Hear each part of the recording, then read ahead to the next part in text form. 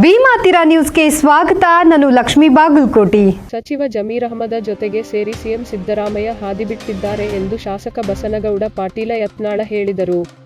ವಿಜಯಪುರ ನಗರದಲ್ಲಿ ಮಾಧ್ಯಮದ ಎದುರು ಮಾತನಾಡಿದ ಅವರು, ಸಚಿವ ಜಮೀರ್ ಅಹಮದ್ ಸಿದ್ದರಾಮಯ್ಯರನ್ನು ಮುಗಿಸ್ತಾರೆ.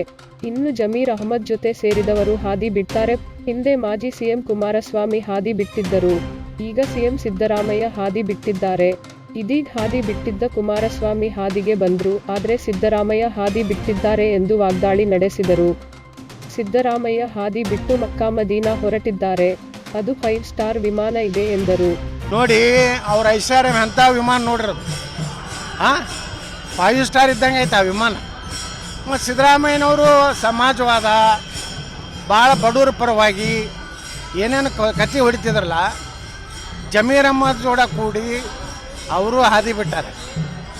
ಜಮೀರ್ ಅಹಮದ್ ಜೋಡ ಯಾರು ಕೊಡ್ತಾರೆ ಹಾದಿ ಬಿಡ್ತಾರೆ. ಹಿಂದೆ ಕುಮಾರಸ್ವಾಮಿ ಅವ್ರು ಹಾದಿ ಬಿಟ್ಟಿದ್ರು, ಅವ್ರು ಹಾದಿ ಬಿಟ್ಟಿದ್ರು, ಈಗ ಹಾದಿ ಒಳಗೆ ಬಂದರು. ಈಗ ಸಿದ್ದರಾಮಯ್ಯ ಹಾದಿ ಬಿಟ್ಟು ಮಕ್ಕಾ ಮದೀನಾ ಕೊಡಿಟ್ಟಾರ. ಸಿದ್ದರಾಮಯ್ಯನವರು ಮುಗಿಸ್ತಾರೆ. ಜಮೀರ್ ಅಹಮದ್ ಯತ್ನಾಳ್ ಅವರು ದಿಲ್ಲಿಗೆ ಹೋಗಿದ್ರು. ನೀವು ಮಾಧ್ಯಮದವರು ಬಿಗ್ ಶಾಕ್.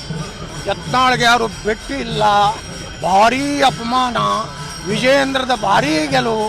ಯಾವ ನಾಟಕ ಮಾಡ್ಕೋತ ಕುಂಡ್ರಬೇಡ್ರಿ.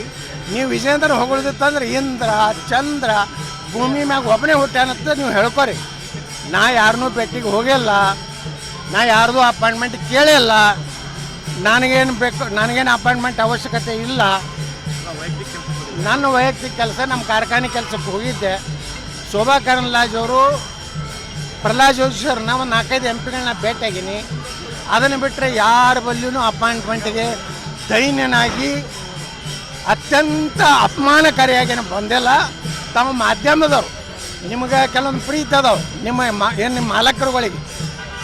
ವಿಜಯೇಂದ್ರ ಮ್ಯಾಗ ಇಡ್ರು, ಅವ್ನು ಹೋಗಿಡ್ರಿ, ಬೇಕಾದಟ್ಟು ಹೋಗಿಡ್ರಿ. ನಾವು ಅವ ಇರೋದ್ರಿಂದ 35 ಲೋಕಸಭಾ ಬರ್ತವ್ರು ಹೋಗಿಡ್ರಿ. ನನಗೇನು ಗಂಟು ಹೋಗೋದು, 28 ಅದಾವೆ.